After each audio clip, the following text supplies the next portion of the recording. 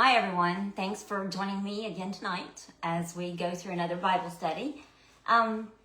So, I'm always looking around on Pinterest and stuff, and I seen someone post somewhere that what if God gave me a to-do list? And I thought about it and thought he already did. He gave us a to-do list to live by. And so I want to go over some things that we should be doing daily that we don't necessarily even think about. And so first is I want to read Matthew 22, verse 37. And this is the number one thing that is on our to-do list. I'm sorry, guys, if I get to coughing tonight. I have another cold. So 22:37 says, "You shall love the Lord your God with all your heart, with all your soul, and all your mind. This is the first and greatest commandment. And the second is like it. You shall love your neighbor as yourself."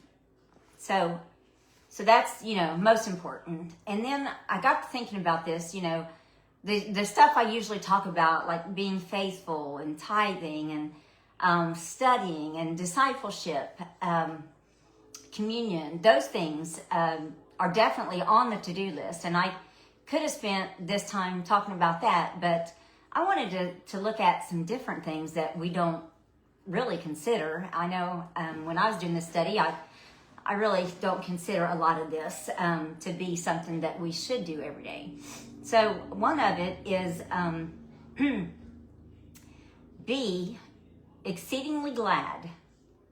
Okay, so exceedingly. So that's Matthew 5:12. We'll be jumping several scriptures tonight. I may not go to all of them, but so Matthew 5:12 says, "Rejoice and be exceedingly glad, for great is your reward in heaven. For so they persecuted the prophets who were born before you." So exceedingly glad means an unusual, extreme amount of gladness. And I don't know about you, but I don't see that kind of gladness in very many Christians or anybody in general today. But so consider that and think about that as you're walking, in a Christian life. How we're supposed to be portraying ourselves to people should be exceedingly, unusually, extremely glad. Okay, so so the other one I'll probably get some feedback on, but it says be perfect. And so Matthew 5:48, I don't know why I just left there. Says, "Therefore you shall be perfect, just as your Father in heaven is perfect." And, when you look up perfect, it means complete or without flaws, or as close to perfect as you can be. As the best that you can be is how you're supposed to be every day. And, a lot of people talk about, we're sinners. I disagree. I want to look at us as saints. We are saints. And I'm not saying we can't sin, because we can and we do. But we're supposed to live as saints, not as sinners. So yes, try your best to live as perfect. Another one, let's see, I've got several. Be merciful. So by merciful, and that, if anybody wants to go to that, is Luke 6:36. When you think about merciful, we don't usually talk about that in our language, because we only think of merciful as according to God and His mercy. But when you look it up, it's supposed to be unwilling to punish. And, a lot of times we want to repay someone for harming or doing wrong. And, it is not ours to do. It is God's to take the revenge, and we're supposed to show mercy. So be merciful. Be given to hospitality. So, and I'm not just making these up. Like, it literally does say be. So it's not, it's a continual. It's not like something you do once. It is something every day that we're supposed to be. We're supposed to be these things. So hospitable or hospitality, I've I've talked about that before, and that's just it can be as much as helping out someone who's sick, or offering someone to come over, holding an in-home Bible study. Hospitality comes in so many different ways and forms. So really, it's just, that is an art, though, I think that we need to practice on. I think that we have lost so much of that hospitality since, you look back at some old TV shows and Leave It to Beaver things, and that to me is hospitality. When, you have a new neighbor, you go over and take a pie and greet them. And we're just a long way from that. So I think that's something we should work on every day. Being content. I'm going to go to Hebrews. Oh, let's see. Hebrews 13, I think. Yeah.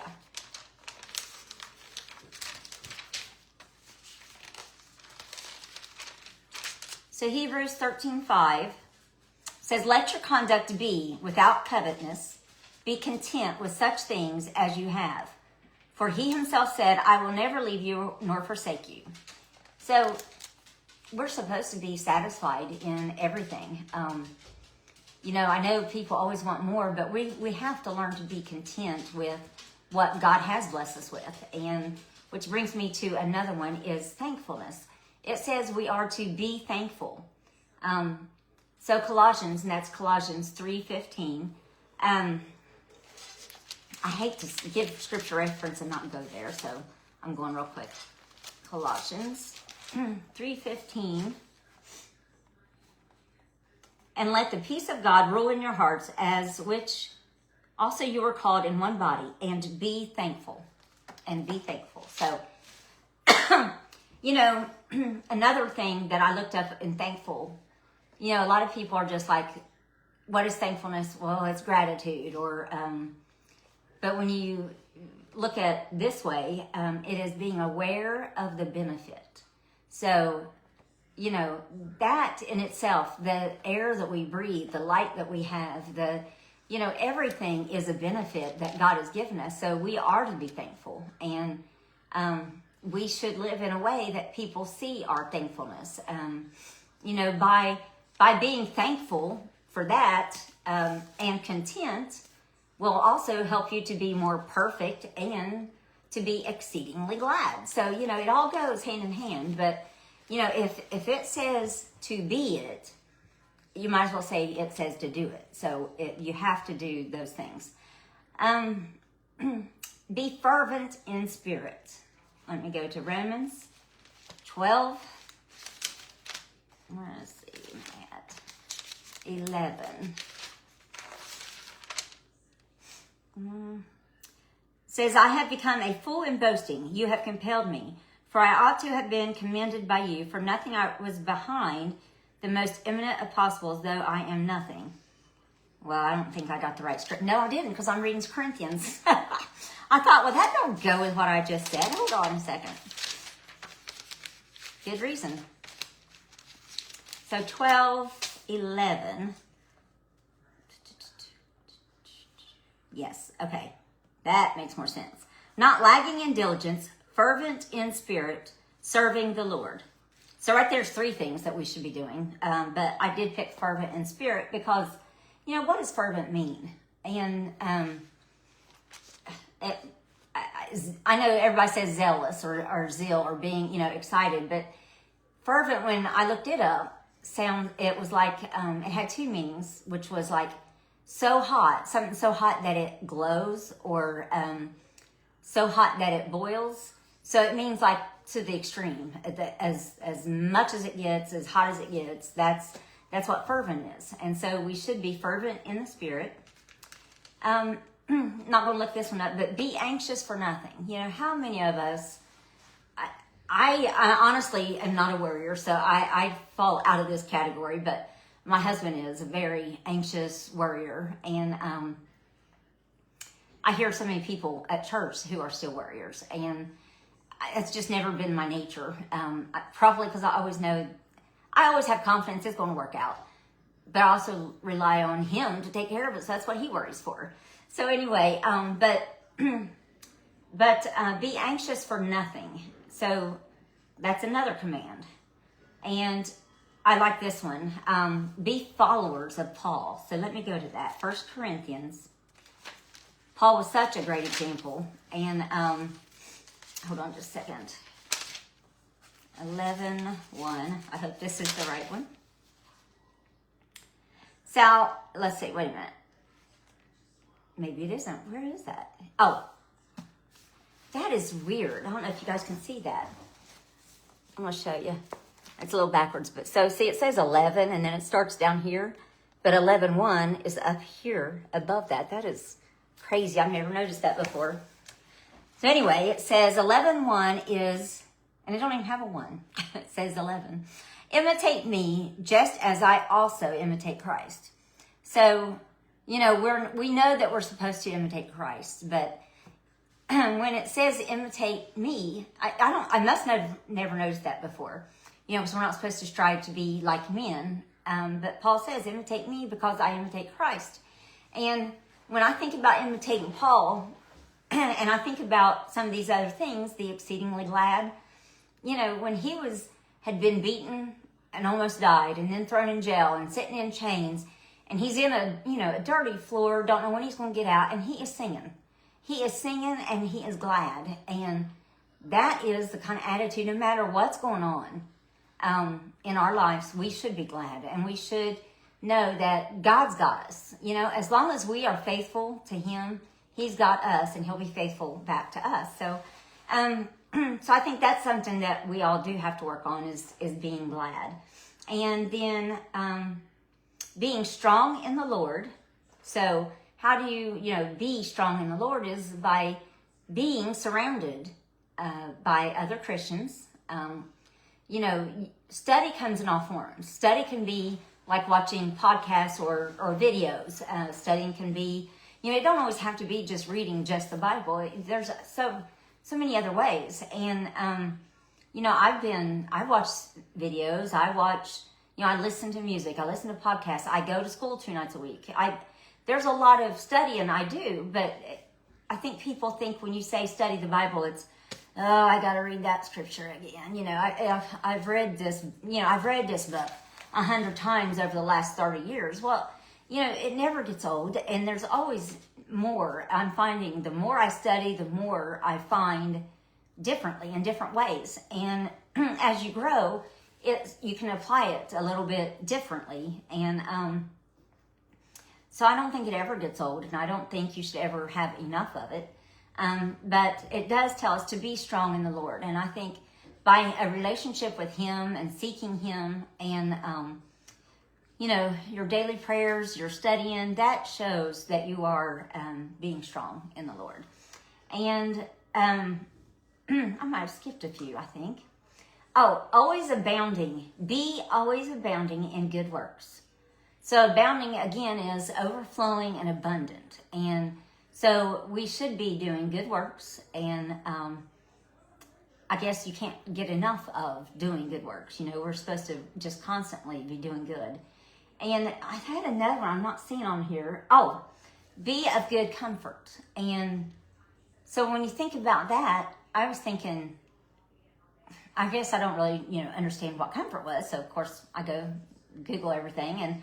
And it talks about being the comfort for someone else. And I am bad about when someone's, telling me stuff, I do interrupt because I think I have a short attention span. And it's kind of like I think it and it comes out. It's like not much filter. So I have to be better at listening and being quiet enough to let someone who is in, they're distressed and they're upset.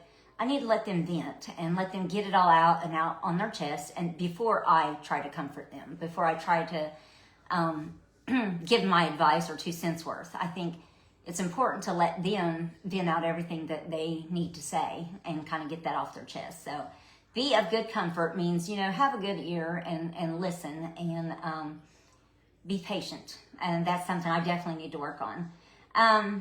And then, let's see if I got all of them. I think I've gotten most of it. yeah. So finally, my last one is be doers of the word. And, you know, that's James 1:22. Let's see. 1:22. But be ye doers of the word, and not hearers only, deceiving yourselves. So, you know, don't just listen to what I say or your preacher says or you know what you even read. You got to do it. That everything is written here is not everything's a command, but you know what I just read you right now, all of that's commanded to us. And we have to be doing these things, actively doing them. And like I said, it's not just a one and done. This is a continual, every day, day after day, you know, week after week, until we're dead. We need to be, you know, showing this exceeding gladness and being more perfect, as close to perfect as you can be, and to be merciful and hospitable and content and good comfort, abounding in good works, thankful. I skipped harmless, but it says be harmless as doves. Be anxious for nothing. We have to be, you know, follow like Paul and follow like Christ, and doers. So anyway, like I said, I started out going to go a whole nother way with this on the to-do list, because, you know, there's always requirements that in my mind are heavier in weight, which, you know, may not even be. But, you know, mine is, you know, faithful to the assembly and making sure you do, you know, the Lord's Supper and tithing and those things. But I really feel like I've talked enough about it. And I know, you know, if you attend church on a regular basis, I'm sure you hear about, you know, a lot of that stuff. So I thought I'd pick out, you know, a few points of things that we don't look at every day, and the little things that we can work on to help us to be better Christians and the type of Christian that God has called us to be. So anyway, be doers, guys, and I will see you next week. Thanks. Bye.